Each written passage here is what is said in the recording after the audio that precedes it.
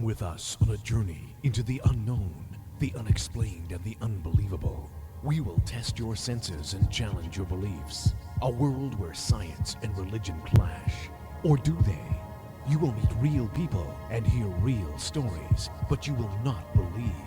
You will witness strange sights and hear strange sounds, but you will not believe. This is the New England Ghost Project. Welcome to the nightmare. Hello, everyone, and welcome to another edition of Ghost Chronicles Next Generation.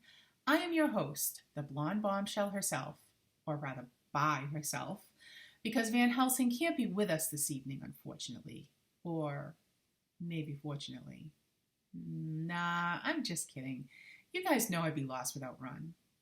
Since we're still not shooting shows in the EBCAM studio, we're bringing you tonight a special presentation from Spirit Quest 2019. The guys from NEUFOR, the New England UFO Reporting Center, Greg and Joe, are back by popular demand with a case of high strangeness that they investigated back in the 90s in Sudbury, Massachusetts. It has a little bit of everything paranormal: ghosts, possible time slips, aliens, apparitions. It's really got it all. But I'll leave it to them to fill you in on the particulars. I'll see you back at the halfway mark for a little cemetery tripping. And until then, please sit back and enjoy the show.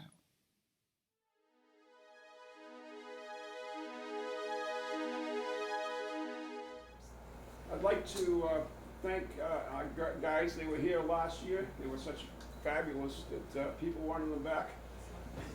So they're back. Anyways, they are the guys from NEUFOR. And this is Joe and Greg. Oh, it's on there. Good. This is Joe Camperita and Greg Berghorn. Yeah. I was going to say Bighorn, but that works. And they're going to talk about a case that you guys actually worked on too. We did. So this should be a really fun and interesting thing, unlike mine. Thanks, Ron. So I just want to begin by thanking you for coming this morning. We were here last year. We had a great time. We hope you guys had fun too. We talked about UFOs and the cases we've investigated over the years in general last year. And while we were talking about stuff in general, we mentioned a case that occurred in Sudbury back in the 90s, which we investigated. And we said to Ron, we could come back this year and talk about just that case because it's a huge one from our point of view. And I think you'll find that it's got all kinds of unusual aspects to it. We think it's sort of like a UFO case, sort of paranormal, and sort of something else which I'm calling ceremonial time. And you'll see later what I'm talking about because a lot of amazing things happened in this one spot here in Massachusetts, in Sudbury. Once again, I'm Greg Berghorn. I'm the head of NEUFOR, the New England UFO Reporting Center. We've changed our name a couple times. We've been around since the 70s.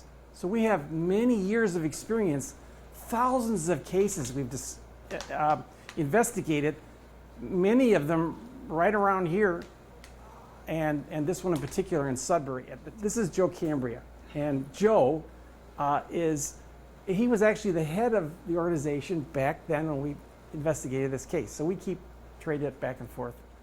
When Greg said we've looked at 1,000 cases, a lot of them are just worthy of a phone call and a follow-up. Lights in the sky, misinterpretation of space station, comets, whatever it might be. But every now and then, a case falls across the table that you have to follow up on and say, what is going on here? We rate these cases in degrees of high strangeness, strangest to high. This case started off as a traditional alien UFO, something happened in a suburb, go check it out, and then it had just absolutely exploded into 1.5 year investigations, and they don't last that long, generally speaking, because most of the people want to just exit. They don't want to talk about it. It's too emotional. They're afraid, whatever. This case exploded, and the tentacles went to every corner of study that you can imagine. You'll see it as this goes on. But I wanted to keep chronologically the events that were taking place so that you get sort of a roadmap of how this happened, what happened to this family, There's even history of this family. I don't have enough time to share with you where they came from in Peabody, Massachusetts, the street they lived on. Oh, the case actually started in June of 1994, where a family was contacted by the Mass MUFON organization, the Mutual UFO Investigation Group, which was an international group at the time. We were part of it. And they were, Mr. Raymond Fowler, who's an author of many, many UFO books, was contacted to follow up on an alleged possible alien encounter, close encounter in Sudbury, Massachusetts. We're going to call the main character Barbara, okay, just to protect the family's identity. 41 years old, flight attendant, real estate agent, professional, has a 4-year-old daughter and is pregnant, about approximately 4 to 5 months pregnant with the second child. Her daughter, Alexa, we'll just call her a daughter, woke up from a dream and saw at the foot of her bed, with her arms stretched out, she saw her mother. She went to her mother, and her arms went right through her mother. Okay, so that triggers, okay, this is a strange one. The daughter was mad, and in the morning told her mom what she was wearing. Mom was wearing regular day clothes, and the daughter was not afraid of what took place, but was mad at the mom because she wanted a little comfort and a little hug. That's how it started, okay? In late December to January of 1995, December 94 to 95, Ray Fowler, who was handling it, handed it over to myself. I was the state director for MUFON at the time and said, something's here, why don't you go check it out? He didn't have time, and he was starting to get into retirement. Barbara's second child was born approximately November of 1994. Awakes the child for a feeding and notices outside, this is a massive house, this is a 4,000 to 5,000 square foot house, razor-thin bars of color outside the house, if we can put that up. Okay, so the razor-thin bars we're talking about right now, which in a sense formed a perimeter around the house, are right here. Mostly blues and then an orange or melon-colored one. Go. So the dots are actually like looking up above, down at a bar coming down out of the sky. So imagine them as grids in various places around the house on the property. Yeah, she looked all over and she could see these, could not see the origin of the light, but made notice of it. And this is where we were involved now, okay? And again, we put this together late last night, so hang in there. This was her drawing, wasn't it, Joe? Yeah. By the way, Barbara's recall and graphic interpretation, to the best of her artistic ability, you'll see throughout this case, she actually got items to the inches in the feet, how far away they were. We suspect at the beginning, on the onset of a case, that this could be a hoax. And we always keep that option open, because people need attention, whatever. This wasn't a hoax. As we got into this, her recall was astounding. And like everything, there's a lot more to the story. Well, there was a lot more to Barbara's story. We kind of raise red flags if someone's trying to sell a book. So, Or they're trying to talk on the radio.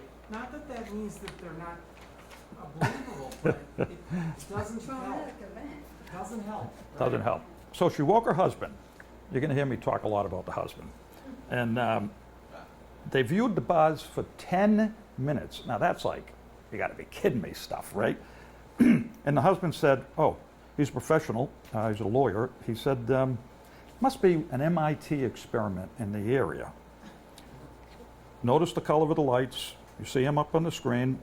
And they also noticed police cruiser with the lights on driving up and down the adjacent roads with the lights on. Okay, this happened 3 or 4 times where the police were doing the perimeter, checking it out. Both went back to bed. But the police hadn't been called, as I recall. No, the police did this on their own. And when we would call a police station in those days, they didn't want to talk about it. It's just they don't want to get involved. But something had triggered their interest. Exactly. All right, Greg, if you can throw up the next slide. This is the entrance to the property. This is, if you could go back one to the overview. Now, what's interesting about this is you can see this is like 250 acres of wildlife refuge, swamps, wetlands. Anybody, any place would call this unbuildable. And all of a sudden, this monster house is built on it with a dirt road for an access. This thing is huge. And again, you shouldn't be building stuff here. They did.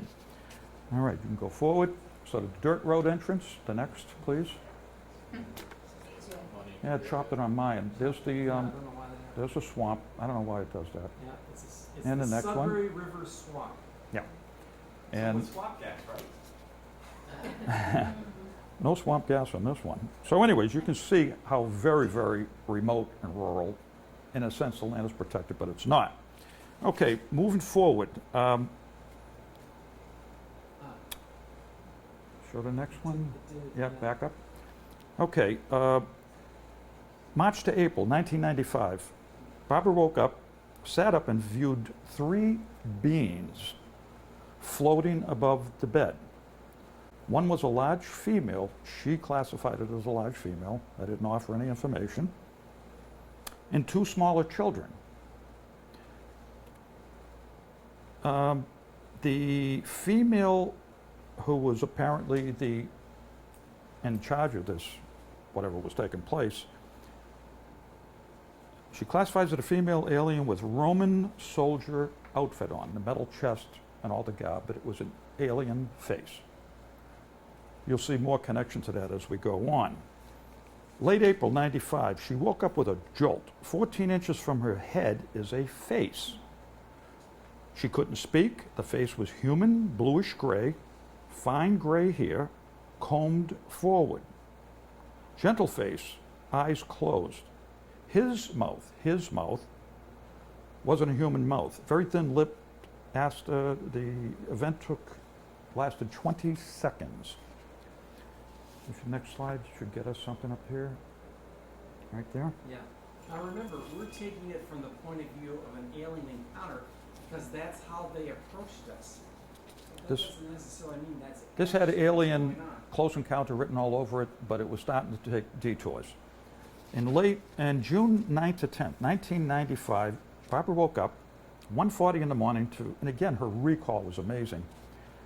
1:40 in the morning to view a 6-inch square box 2 feet from the ceiling fan. And she viewed a whirlpool of gray light and a black cord wrapped around the fan.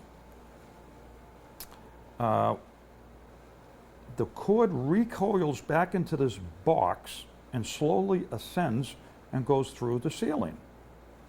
At this point, she feels tingling in her hands and legs and views 4 each large heads, 12 to 14 inches wide, through the window. She commands them to leave in the name of Jesus Christ, prays with her rosaries, and then fell asleep. All right, do we have the brain? Oh, by the way, if we go through this series of slides, You want me to find it? this is some of the earlier 35 millimeter shots that she took where she saw a light outside of her bedroom window. Next one. It starts to separate. You can see the trees. You can use them as a reference point to triangulate. And the next one shows the separation even more. And then the events start. Next slide. Here's the alien that she saw. Has seen this alien many times. Shows no fear with the alien. So Barbara's either drawn these pictures or taken the pictures. in Yeah, each of these Yeah, cases. and again, this lady is amazing. Do we have the brain? The brain is There's, right there. Whoops. yeah, my apologies. Now here's the brain. This is an interesting one. In a dream, she was at the threshold of a bright, cold room, 70 feet by 100 feet. That's her interpretation of the size of the room. She couldn't see any lights. Felt a gentle hand on her back, and the person behind her said, "This is good for you. And this is what your God wants." Barbara was very religious. She sees steel tables in the room, saw humans working. They were shot with brown hair, wearing lab coats, very busy, no eye contact. She saw a brain on the wall. And this brain appears many times in this case. The brain was on the wall about 70 feet away. She remembers screaming, "No." And then the event came to an end. She awakes with 4 faces in front of her that pull back quickly. The next day she felt she only slept a few seconds. She was sick to her stomach. Her hair was wet.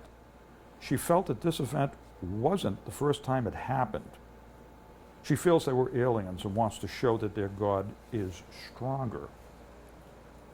In June 14th, 95, Barbara's in a deep, heavy sleep. Thought she felt something in her abdomen. Now, at this point, she had had her second child roughly 6 months ago. She felt something in her abdomen. It was moving up, down, left, and right. She put her hands on her abdomen to stop it. Felt she got a good night's sleep, no physical effects. Flash forward to June 27th, 95. She woke at 1:40 in the morning. And again, her recall is amazing how she documents all this time. And covered the windows with cardboard. The baby woke at roughly 10 minutes to 4 in the morning, fell asleep. At 4 o'clock, Barbara awoke to see a maroon-colored face on the slanted ceiling. She had dark hair. It was a human facial features. Large black or brown eyes, looked cold and angry. Had a jeweled headband. It was oval to round shape on the forehead. Her arms and legs tingled. She sat up, looked at the visitor, and the visitor started to pull back through the wall. We were reaching the point now where this was more, there was nothing really in the data to suggest this was alien encounters exclusively. This was starting to take a little detour on us. She needed our support. We hung in there. June 29th, another visitor, a little guy in the hallway, opaque, light gray, glided into the bedroom. The baby cried at about 1:40 a.m., no physical sensations. Her husband slept through the entire event. You're going to hear that often. This guy was good. July 10th, 95. Barbara views sparkles and shapes flying around the room. Strobe-type gray light. Sees a black string. The cord comes down from the ceiling over her daughter. The mother tries to grab the cord. It retracts and never comes back. Next day, June 11th. Got a slide? HH? Yeah. Another visitor, 3:15 in the morning. The baby woke up. She sees 2 oval-shaped brains in the room. Made her feel good. She fell asleep. The brains were about 4 to 5 feet apart from each other, maroon to gray color. She's seen this many times, no fright. Feeling of friendship in the brain. And she said this many times during the case investigation. She felt that the brain was there to protect them, maybe.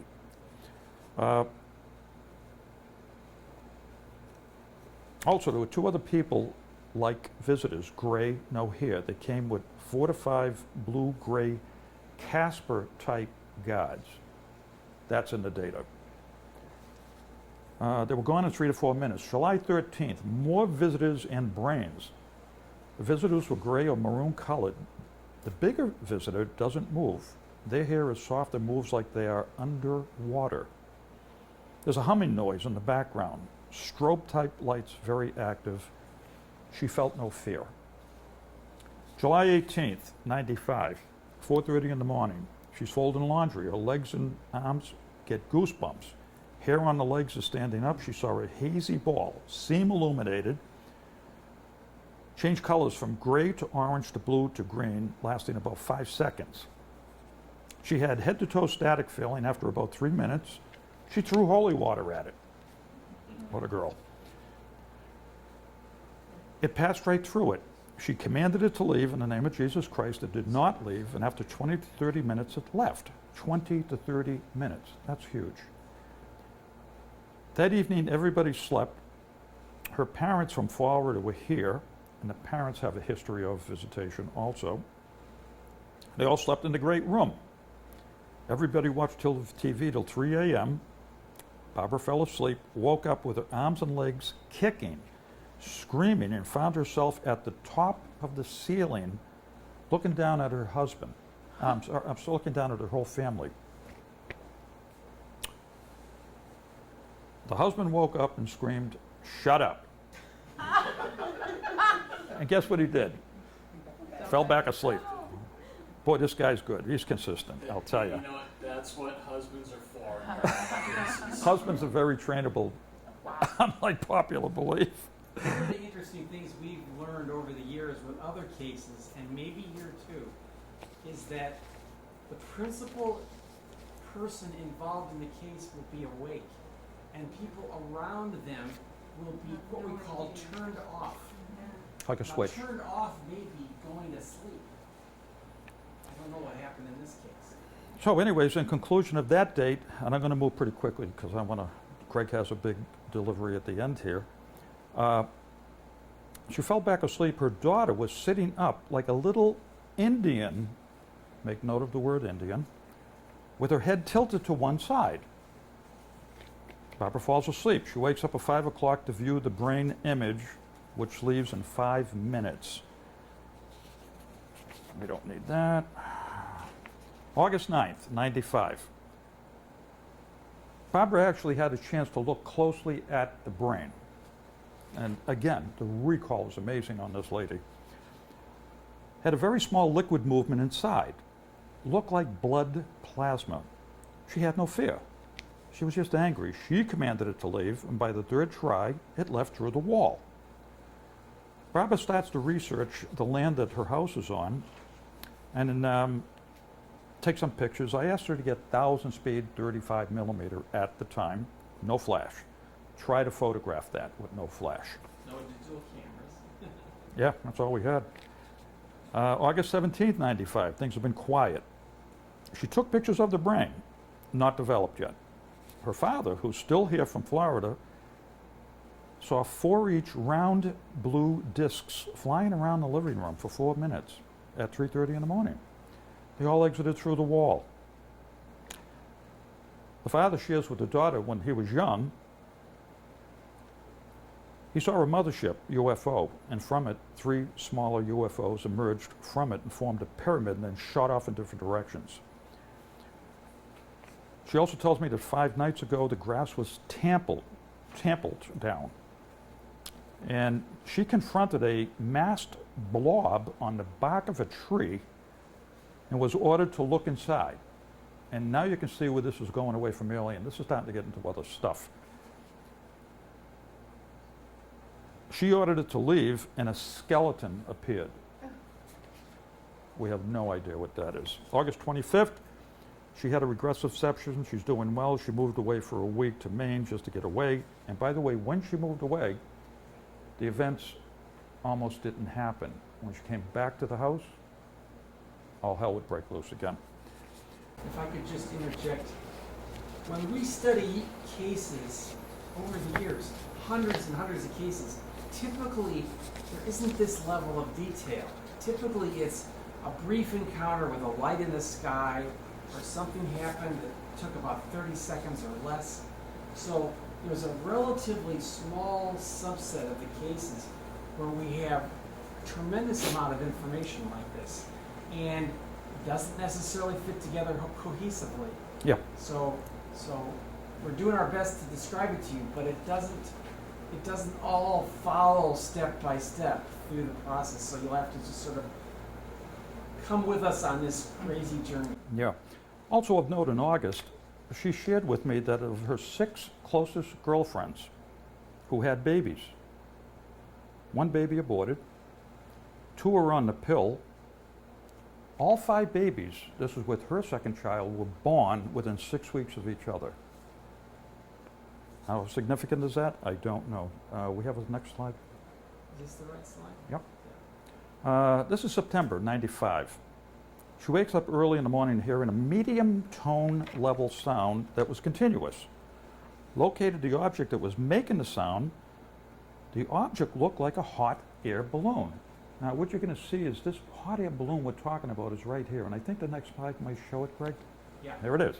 It's on that other picture, but it's off to the Yeah. side. So that hot air balloon was, I believe, in close proximity Want me to back to the it up? baby's crib, please. Yeah, right here. And at this point, the whole family's hunkered down in one room, the great room. I mean, they don't know what to do with this. The hot air balloon had small checkered pattern inside, constantly moving, no glowing. The balloon was next to and touching the baby's playpen. The baby was inside the playpen sleeping unharmed. The balloon started disappearing slowly. Felt that this balloon woke her up on purpose to defend or protect her family from a group of, quote, dark energy forces. The balloon was 4 to 6 inches across and 3 feet above the floor. September 11th. AAA is the here we go. September 11th. Barbara awakes at 1:20 in the morning to see the room illuminated in a pinkish orange light. Against the wall is a maroon circle with a great deal of design in the middle, as you can see. All of this stuff, and she's done a pretty good job of graphic things out. The circle starts to roll to the left to exit the room. As I sit up to view this closer, the circle rolling counterclockwise, this is a great recall, about 10 feet away, exits right through the wall. The next day, September 12th. And what's happening here is this case is really starting to build to its peak of the activity that's taking place. September 12th, she has psychics arrive. As soon as they enter the house, all the alarms go off in the house. And they said that's very common with their study. One of the psychics asked her husband to enter the living room. They both detected fecal smell, and they identified it as adult, not child. Kids have a fecal smell that's unique, if you've had kids. No diapers were found. Only the psychics could sense the fecal smell. So I just wanted to also mention that we weren't the first people they contacted. They had Indians come and Native Americans come and do a smudge ceremony. They had a priest come, I believe, and do a exorcism, and they had psychics come with equipment, which Joe's talking about now. So we were sort of late in the process contacted because they were saying maybe it's aliens. I don't know. Well, with that particular date, the psychics came to a summary conclusion that nothing that ever lived there was human. All lights on, the dog. The psychics prayed to Padre Pio. I guess he's a pretty popular guy. Yes. A flash of light, a beam appears on the ceiling while they're praying and under the door, something you'd see on TV. Barbara steps on the light. Both lights disappeared simultaneously. Her husband comes home at 10:30. Psychics leave. Another team arrives the next day. All go outside at 8:30 p.m. Barbara sees these razor-thin purple beams to the left of the house. One of the psychics stands next to the beams, and the beams are all around him, giving him a tingling feeling. Then he walks forward to the dirt pot and hears voices in his head saying, quote, "Come down the path now." They took pictures. Nothing showed up with a 1,000-speed 35mm film. September 25th, 2 teams of psychics show up and a doctor who I believe was a PhD from MIT. And they were looking at Barbara's drawings and said the symbols were Mayan. Very important symbols. The doctor had just adopted a Mayan child. At 8 p.m., the teams of psychics, 2 male and 2 female, go down the path. The field strength meter that the PhD MIT guy brought was just bouncing all over the place. Something was happening. We had no contact with these people, by the way. During the day, they saw purple balls all around the house floating and spinning. During that same evening, they all entered Barbara's closet for some reason, and everyone got sick to their stomach. The doctor set up some equipment and detected something on the video camera. More equipment was set up in the bedroom, and they stayed into the evening.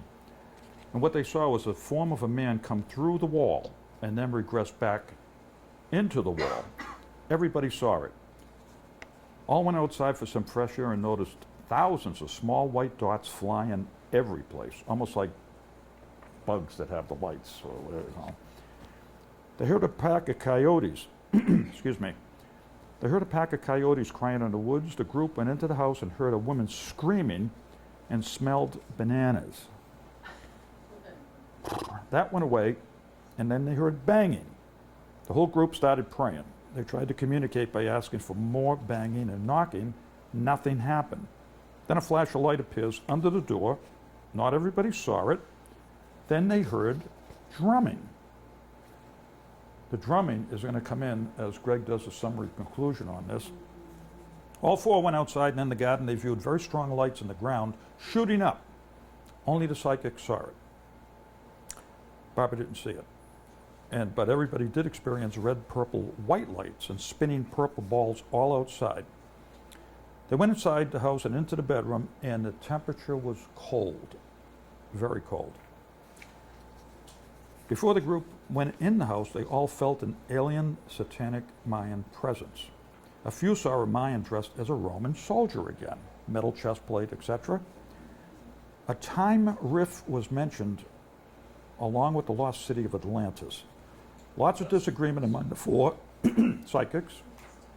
They concluded that the real cause was a lost civilization. Barbara, that evening, has a vision of a blonde girl. All want to come back and do more work. October 2nd,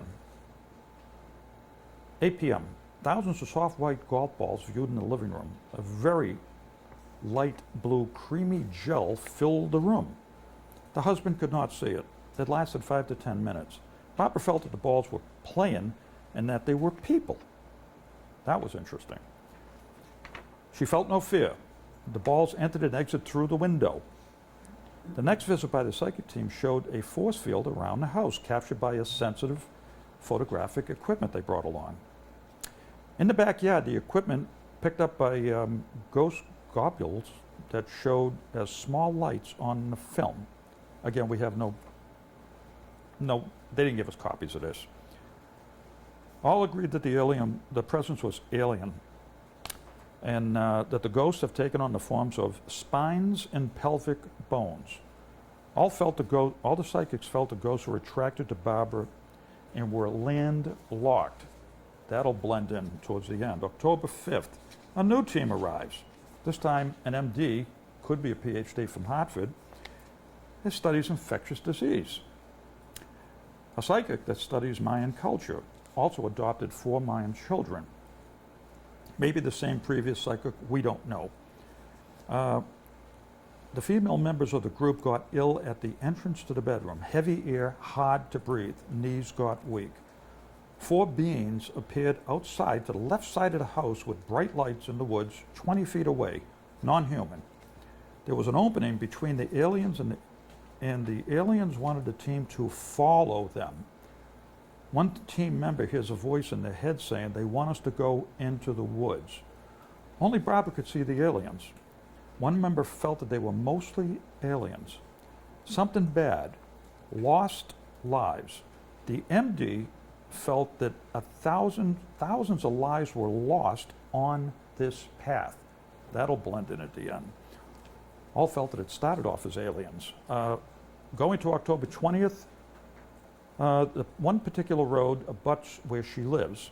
They found a rock in the weeds, and on the rock, which is on another person's property, adjacent property, chiseled into the rock. In the 1700s, soldiers used this field to store guns and ammunition. A 4-day massacre took place in 1630, April 19th to the 22nd, between the King Philip's Indians, the Massasoit, and the settlers. All are buried in this spot. Many towns involved. Sleeping Indian village attacked. People were scalped. Books are written on it. Did you want to comment on this? So later on, I'm going to be talking about this in depth because there's a lot more going on here. Oh, yeah. We need to describe. I'll fast forward. If you're not confused yet, be sure to. The ending pulls this thing together how high degree of strangeness this case was. So what do you think about this case so far? It's pretty amazing, huh? I honestly can say I don't think that I've ever heard anything like it, and it's really fascinating. But let's take a quick trip to Woodstock, Vermont to visit a lovely cemetery I saw about a month ago.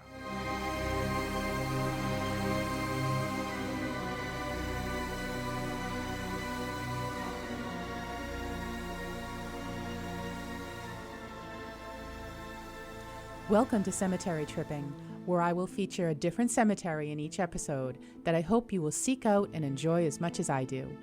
As an avid taphophile, or lover of tombstones, I spend a lot of time in the local New England area in the beautiful and historic cemeteries we have here. The stones here are like no others, and I have literally thousands of pictures of the intricate and symbolic carvings found on them. You can see my pictures on Facebook by doing a search for Cemetery Tripping. I recently visited a friend in Woodstock, Vermont, who showed me many wonderful cemeteries in the area.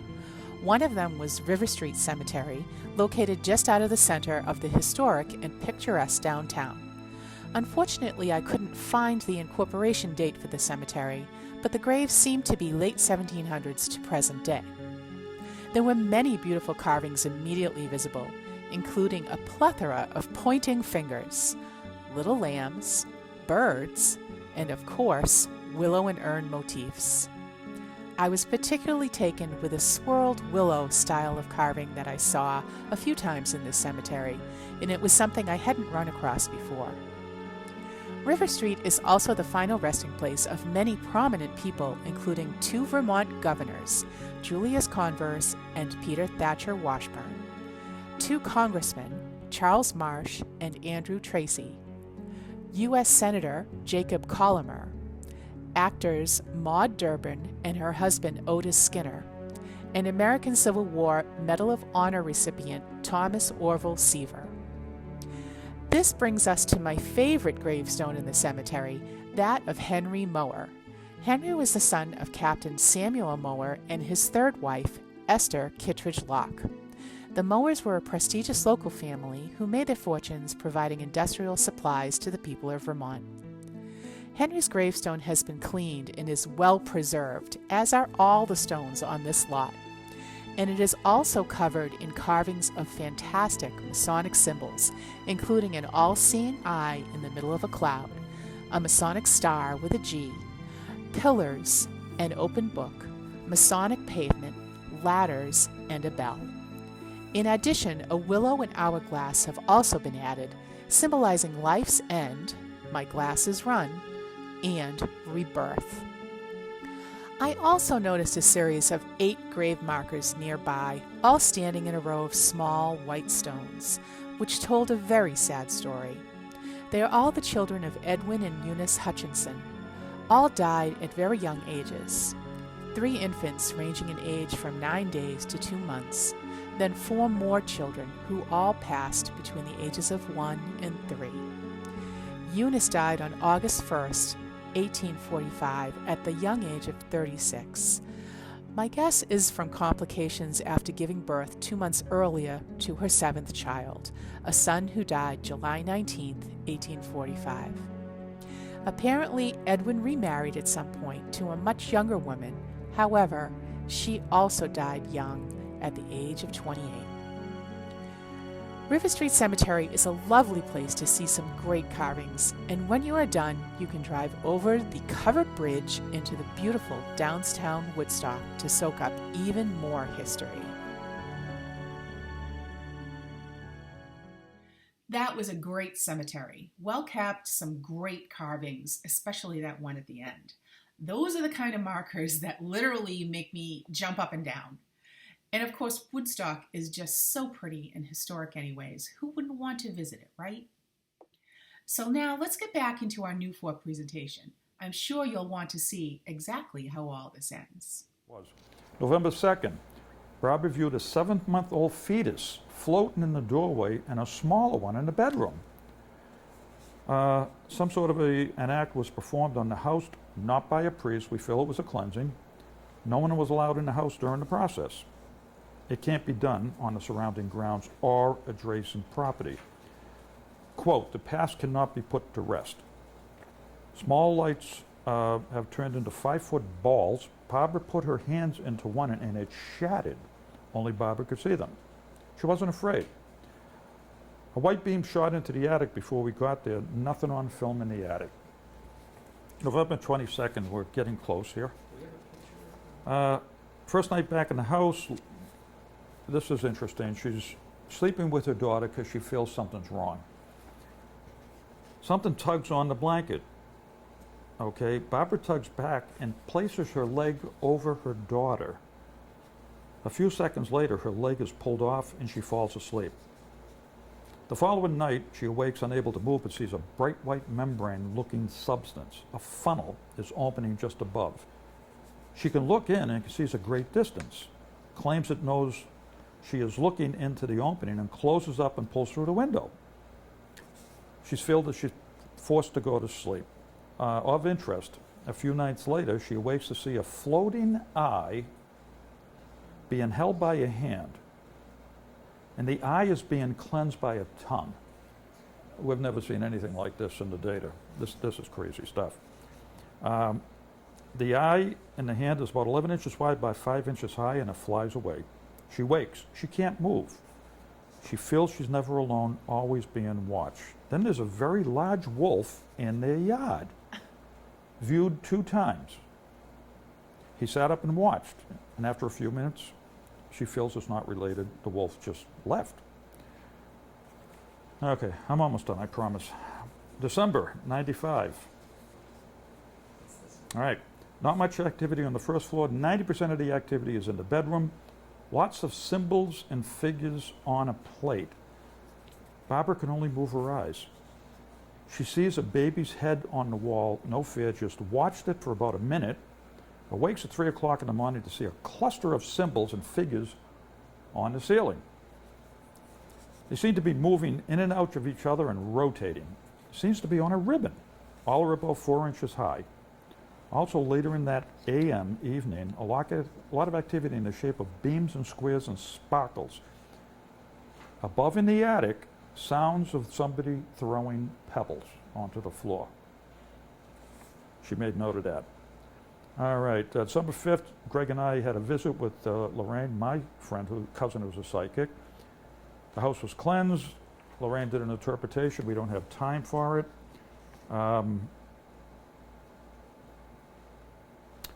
There's an interpretation. July 2nd, we're almost done. Show RR. Barbara's been living out of the state for a while. Her husband is still living in the house and is trying to get Barbara and the kids to move back home. He feels that the evil energy has total control over him and still has fears that the evil at the house will get to her. Continues to see ET-type beings and feels that they are there to protect her and won't harm her. If ETs have to wake her, they shine a beam of light into her eyes. It hurts for a few seconds. Then she views a silver bar. Do we have that slide?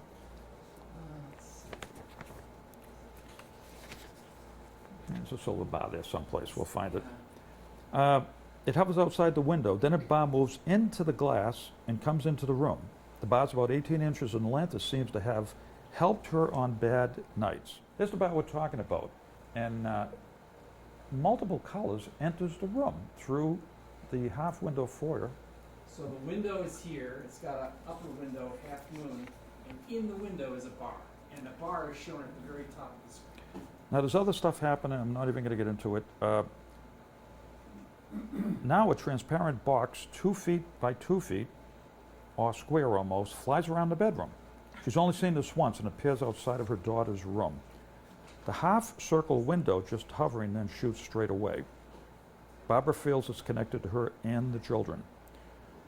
The great room, which they're all hunkered down in, has been full of white 10-foot ET beings, maybe taller. On this particular evening, all slept in the daughter's room. Feels that the daughter wasn't bothered by evil forces and so forth. Daughter had a convulsion last night. Knew that this was last night in the house or she would lose her daughter. Those are her words. She would lose her daughter. 3 stars came down from the sky and played together, shooting beams at each other and changed places every now and then. They connect through a beam in her eye. She sees 2 small beings in a ship in the bedroom. The ship is square, brownish in color. The 2 beings were busy working inside on a panel. Each being was about 4 foot tall. Slight figure, she was not fearful. The square ship is about 5 feet by 5 feet, next to the daughter's play horse, hovering 2 to 3 feet off the floor. Barbara is leaving the house and wants to meet with me and Lorraine. When she returns, she thanked me for everything we've done. She indicated that this would probably be our last correspondence. Her marriage was failing. Her husband, who was an attorney, ordered us to stay away. The last thing I want to show, and Greg takes over, is pictures of the kids, her daughter on the floor. Now, it's easy to look at something and say lens glare. Well, we said maybe that's lens glare. This came through the window. Next slide. Your daughter, the actual image taken form, the energy field, and then she was smart enough to take a picture behind her daughter. Next one. And you can see the daughter with the balloons holding it. All cases coming to an end. Frustrating that we can't come to summary conclusions, but this one was all over the place. Now the fun part. So let me just back up a second, because you've heard a lot of details. And I hope you're as confused as I am, and maybe you have some suggestions. So is it paranormal? Kinda. Are there aliens involved? Maybe. What other stuff is going on? So if we back up a second, let's just think about this. We weren't the first ones to be invited to this case. There were Native Americans, and they did smudge ceremonies. There was an exorcism. There were psychics who came, some from MIT that brought equipment with them to try to understand what cold spots in the house were all about. And a physician came because they didn't feel well. So we were like the caboose of the train. We weren't at the front of the train. By the time we got there, so let me just mention this. Sudbury, the town of Sudbury, is a fairly well-developed town. In the area in question, in 1994, there were no houses. There's lots of hills in Sudbury. This was a low hill, and it was right near the Sudbury River. There were no houses on this hill at all. The couple comes from New York, and suddenly a giant house is built on this hill. The house was so large, they had to cut a notch out of the hill to level enough of it to build a house.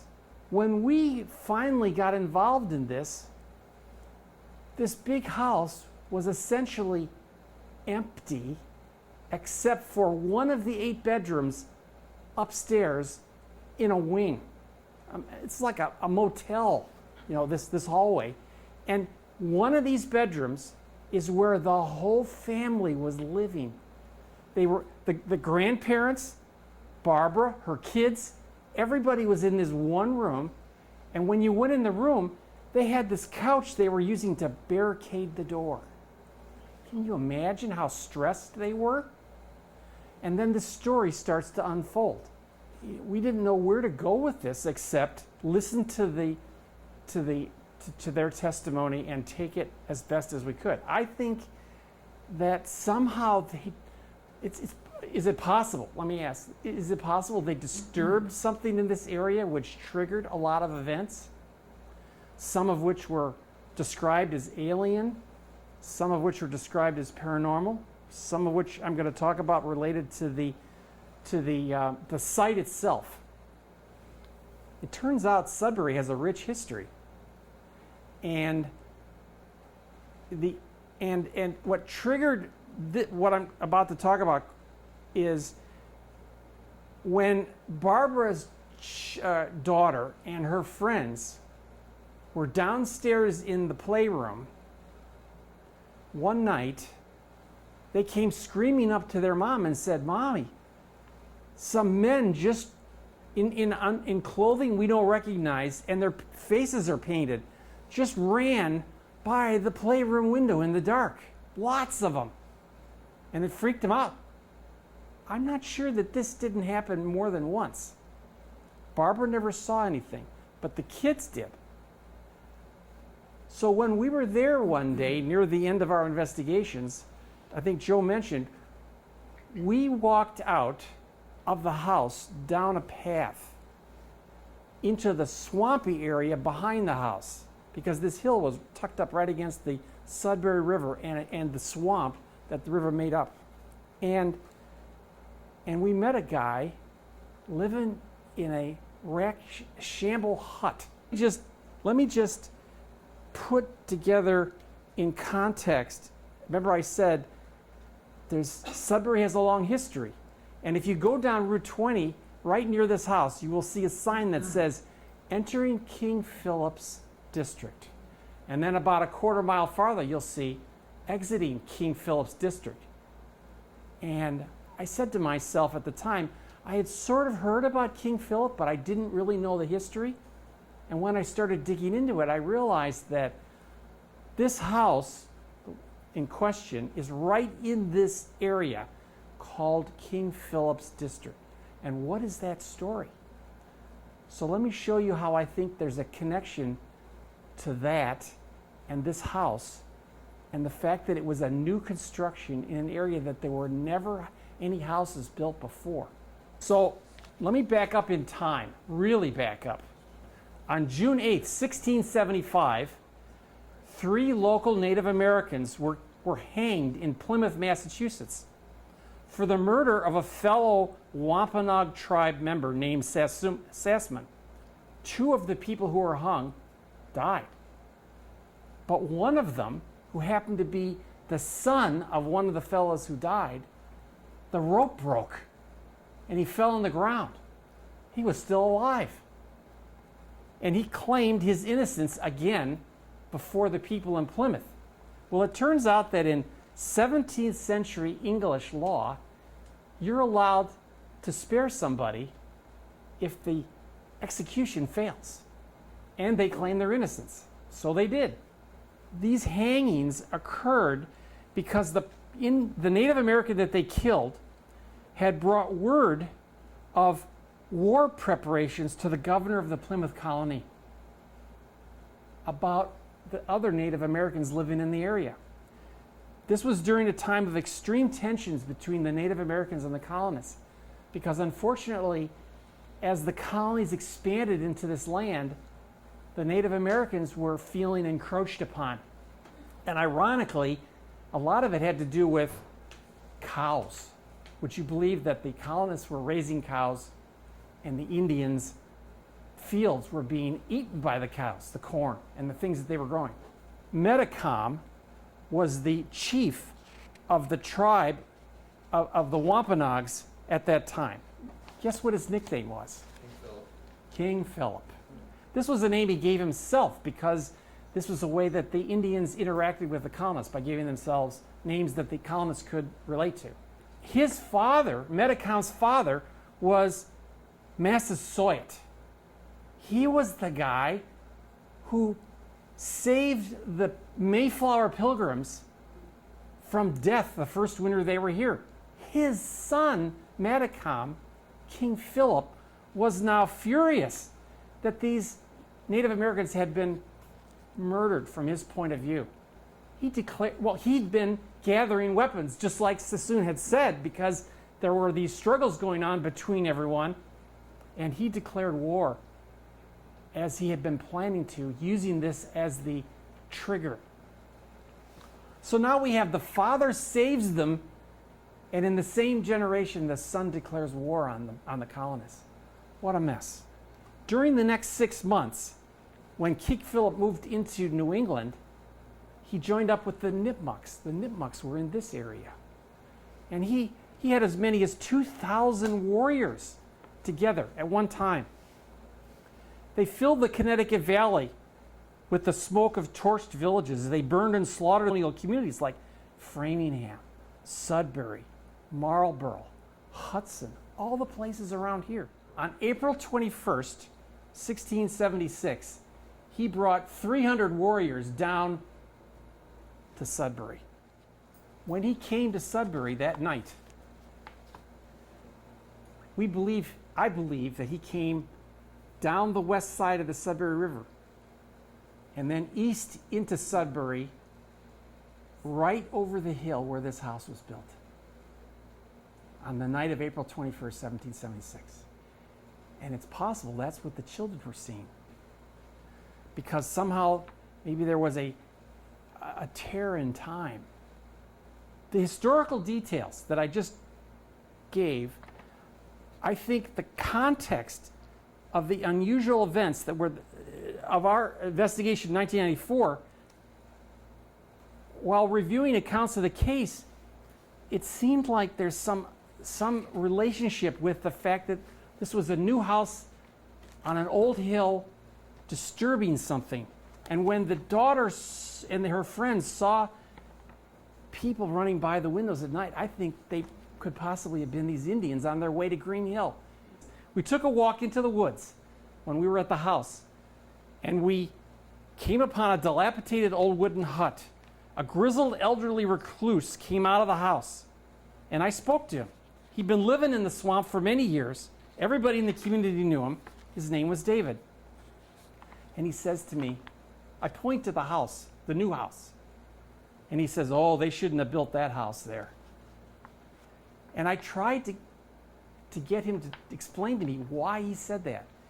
And I could tell that he was very reticent, very reluctant, and very uneasy, and very uncomfortable.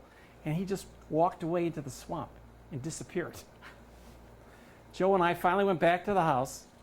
You know, had David, during his long tenure in the swamp, seen something on that hill that was related to what the children had seen in the playroom of the house that disturbed the hill that the Indians, the Native Americans used to live on? You know? This brings us to the central unresolved question of, from my point of view, is what did the little girl and her friends in the Sudbury house see on that night, on that 1994? Did they experience what's known as a time slip? And if you go online and read about Versailles, there's a famous case in Versailles where people saw people walking around in 18th century garb, but in fact it was 1911. Well, was this another one? Was this a time slip? Did the figures the children reported seeing outside the window in the Sudbury house coexist with the present in a form of ceremonial time connecting 1676 and 1994? I just wanted to say that my wife often says of these investigations, they end up being murky and unresolved, and yet it seems still a fascinating and poignant enigma may have involved a moment forever present, both tragic and pivotal in American history, regarding this house. What do you think? I don't know. There's a ton more information. We just didn't have time to present it. Ron wouldn't give us 2 hours. Anyways, you can always reach them. They'll be outside walking around. Right. Right. Thank you. Thanks very much. Wow. So how crazy was that? The level of dedication of Greg and Joe to unravel everything that happened in Sudbury really leaves me in awe. And even though we may never really and truly know why or how any of it happened, it was certainly a thought-provoking case. But isn't that really the very nature of the paranormal and what attracts us all to it? We'll never really know if we have the right answers, but we sure enjoy trying to find them. So that wraps up tonight's show. I'll see you again next month, hopefully with Van Helsing. But anyways, until then, stay safe, be well, and please wear a mask. Let's get out of the woods with this stuff so I can see all your smiling faces in person again. Bye. Take care.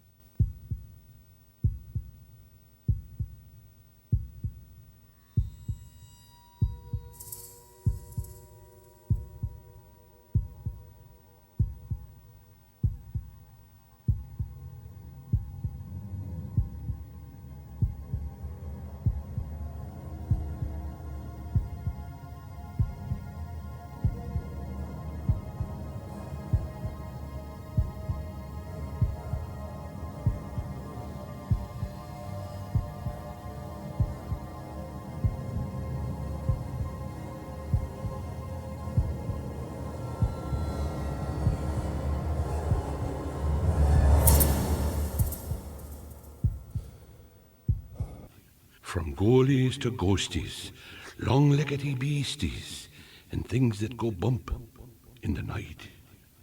Deliver us, good Lord.